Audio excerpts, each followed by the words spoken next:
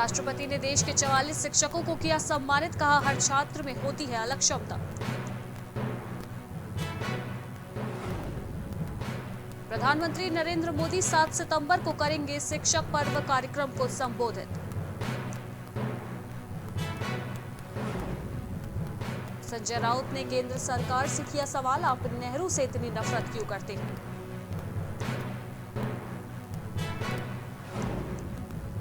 किसानों के समर्थन में आए बीजेपी सांसद वरुण गांधी बोले, हमें उनका दर्द समझने की जरूरत।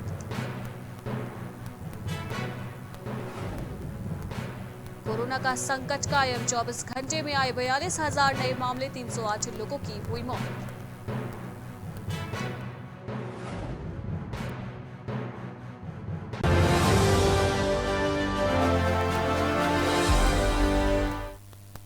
नमस्कार, उत्तर प्रदेश की खबरों में आपका स्वागत है। मैं हूं आपके साथ अनुष्का सिंह। प्रगतिशील समाजवादी पार्टी के राष्ट्रीय अध्यक्ष शिवपाल यादव आज आगरा पहुंचे। यहां पहुंचकर प्रसपा अध्यक्ष शिवपाल यादव सेंट्रल जेल गए। जेल में बाहुबली विधायक विजय मिश्रा और एमएलसी कमलेश पाठक से उन्होंने मुलाकात की। इस दौरान शिवपाल यादव ने जेल की हालत पर कई बातें कही। उन्होंने कहा कि जेल की स्थिति काफी खराब हो गई है, सही से खाने को भी वहां नहीं मिल रहा है।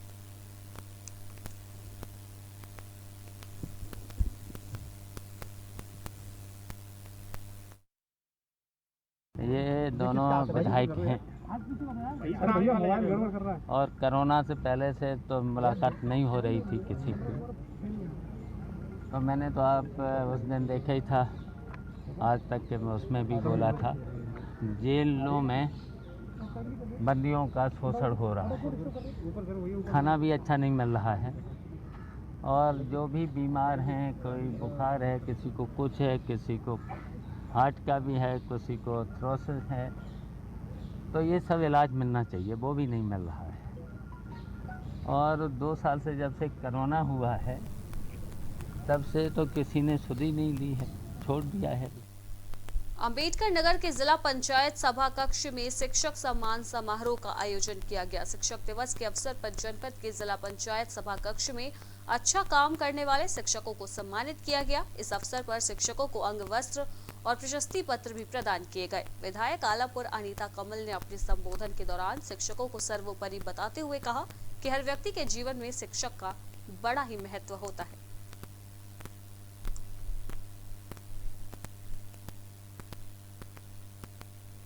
वहीं अयोध्या में भाजपा का प्रबुद्ध सम्मेलन मारवाड़ी सेवा सदन में संपन्न हुआ। प्रबुद्ध सम्मेलन में सपा बसपा के सवाल पर भाजपा के प्रदेश अध्यक्ष स्वतंत्र देव सिंह ने उन पर जमकर हमला बोला। उन्होंने कहा कि सपा बसपा की क्या बात करें, उनका तो नेतृत्व ही भ्रष्टाचार में लिप्त है, वे सत्ता बनाते ही हैं लूटने के लिए।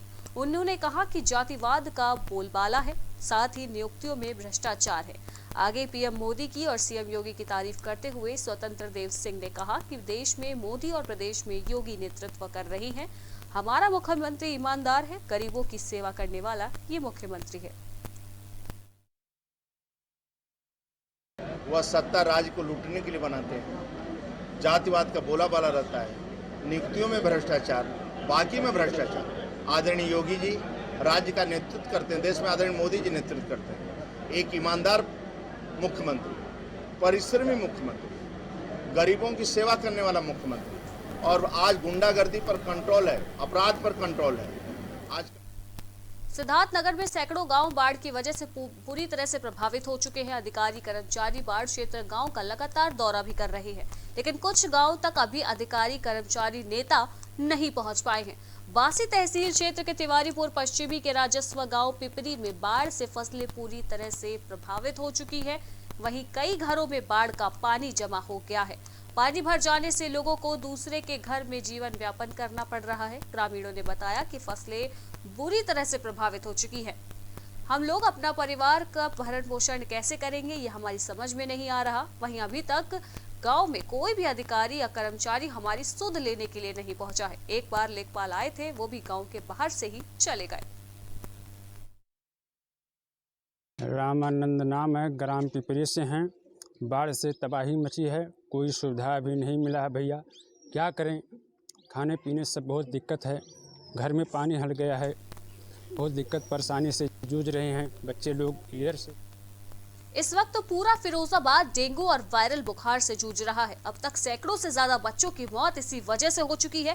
बच्चों की मौत का आंकड़ा देखकर स्वास्थ्य विभाग में भी हड़कंप मच गया है। जिले की स्थिति को देखते हुए प्रसपा पार्टी के राष्ट्रीय अध्यक्ष शिवपाल सिंह यादव अपने सैकड़ों कार्यकर्ताओं के साथ फिरोजाबाद पहुंचे। प्रसपा पार्टी के राष्ट्रीय अध्यक्ष शिवपाल सिंह यादव ने बच्चों के प्रति दुख जताया। शिवपाल ने कहा कि मेडिकल कॉलेज में बच्चों का इलाज सही से उन्हें नहीं मिल रहा है।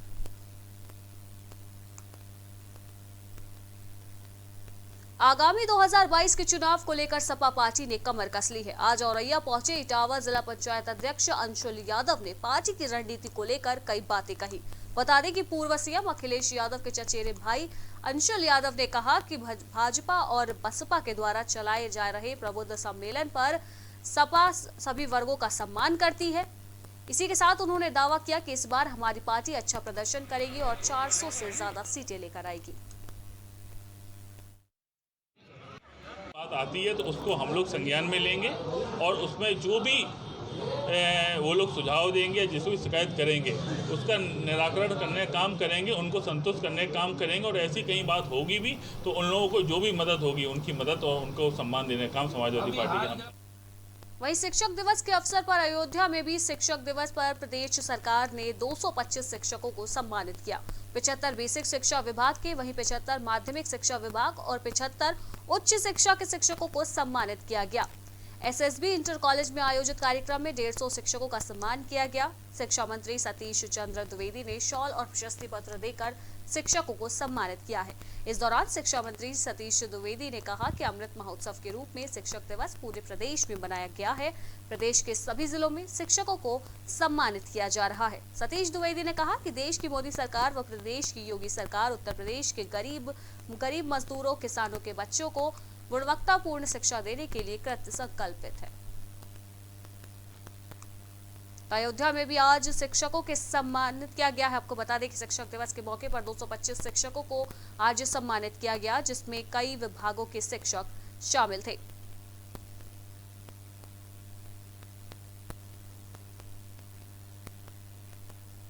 वहीं सहारनपुर के देवबंद थाना इलाके में गौकशी से संबंधित मामले में पुलिस ने बड़ी कार्यवाही की है। बता दें कि मामले में पुलिस के साथ मुठभेड़ में एक व्यक्ति को गोली लग गई। इसके बाद इलाज के दौरान व्यक्ति की मौत हो गई। वहीं पुलिस की इस कार्रवाई पर गांव वालों और उनके परिजनों ने गंभीर आरोप लगाते हुए कहा कि पुलिस द्वारा फेक एनकाउंटर किया गया है और फर्जी मुठभेड़ दिखाकर जीशान को मौत के घाट उतार दिया गया है। परिजनों ने बताया कि मृतक खेती करने वाला एक साफ सुथरी छवि का इंसान था, जिसके ऊपर आज तक किसी भी तरीके के कोई भी आपराधिक मुकदमा दर्ज नहीं किया गया था।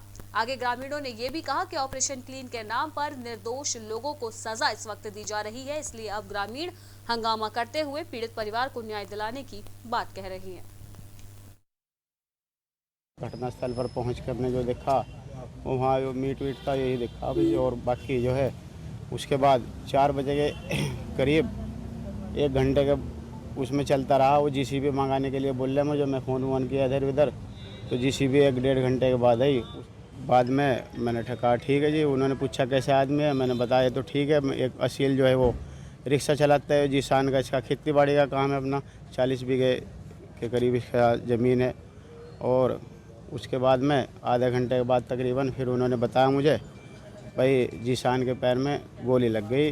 पहले वो बता रहे थे वो देवबंद में हॉस्पिटल में, फिर हम उनके कहने से थाने चले गए। वो एसएसपी से उनसे वहाँ से सब बातचीत हुई इस बारे में। मैं कल बाहर गया हुआ था, मैं रात 2:30 बजे अपना देवबंद में हमारा रेजिडेंस है, मैं आके वहाँ लेट गया। 5:45 बजे मुझे सूचना मिली, गुलबहार प्रधान जी जो मौजूदा प्रधान है तीर्थ की गए, उनका फ़ोन आया कि जीशान के पैर में गोली लग गई और वो सरकारी अस्पताल में देवबंद है। पुलिस के अनुसार बताया कि तमंचा था, जबकि उनके पास लाइसेंस की 315 राइफल थी, डीबी वेल का लाइसेंस था, 2 लाइसेंस उनके पास थे। खेती बाड़ी करने वाले थे और माशाल्लाह कोई दिक्कत नहीं, कभी उनकी 7-16 भी नहीं हुई कोई। तो आज सहारनपुर में पुलिस पर गंभीर आरोप देखने को मिले हैं। आपको बता दें कि इस वक्त सहारनपुर में पुलिस ऑपरेशन क्लीन इस वक्त चला रही है, जिसकी कड़ी में आज पुलिस की पोल खुलती हुई दिखाई दी है। आपको बता दें कि पुलिस की मुठभेड़ में एक व्यक्ति की मौत हो गई है, जिसके बाद अब ग्रामीण पुलिस पर गंभीर आरोप लगा रही है। उन्होंने कहा है कि उन्होंने एक निर्दोष व्यक्ति का एनकाउंटर किया है, जिसमें एक निर्दोष की मौत हो गई है।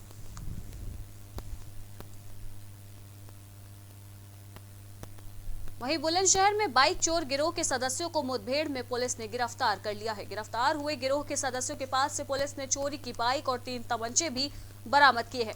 पुलिस अधिकारी ने सफलता हासिल करने वाली टीम को बधाई देते हुए कहा कि आगे भी इसी तरह के से शातिर गिरोह के खिलाफ अभियान और कार्यवाही जारी रहेगी। देखिए, एक बहुत अच्छी उपलब्धि पुलिस बुलंदशहर की है, जिसमें कुल 24 वाहन बरामद किए गए हैं 24, जिसमें से 2 बुलेट मोटरसाइकिलें हैं, 21 मोटरसाइकिलें हैं और एक स्कूटी है। 4 सदस्यीय अंतर जनपदीय गिरोह को गिरफ्तार किया गया है, जिनकी निशानदेही पर मोटरसाइकिल।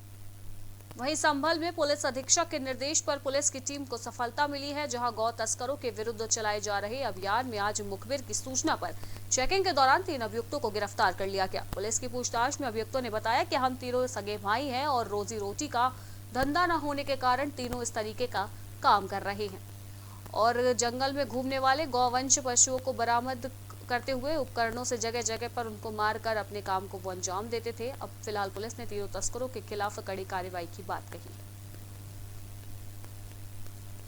तो आज संभल में गौ तस्करों को गिरफ्तार किया गया है। लगातार गौ तस्करों के खिलाफ पुलिस अभियान चला रही थी, जिसके बाद आज पुलिस को बड़ी सफलता हाथ लगी है। आपको बता दें कि आज संभल पुलिस ने चेकिंग के दौरान 3 तस्करों को गिरफ्तार कर लिया है, जहां पर आपको बता दें कि 3 अभियुक्तों को मौके से गिरफ्तार करते हुए बताया गया कि तीनों अभियुक्त सगे भाई बताए जा रहे हैं, जिन्होंने अपने बयान में बोला है कि वो रोजी रोटी के लिए उनके पास कोई धंधा नहीं था, जिसकी वजह से वो गौ तस्करी का काम कर रहे थे।